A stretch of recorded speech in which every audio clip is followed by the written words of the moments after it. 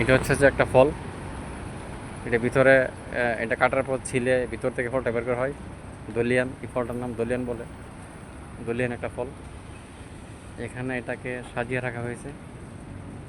হুম, এটা খুব দামি একটা ফল। মালয়েশিয়ার লোকদের জন্য খুব প্রিয় একটা ফল। হ্যাঁ, বাংলাদেশের কাঁঠালের মতন দেখতে।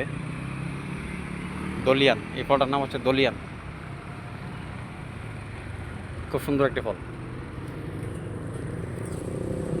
এই ফলটা কাটার পর কাঁঠালের মতন কালার, হলুদ কালার।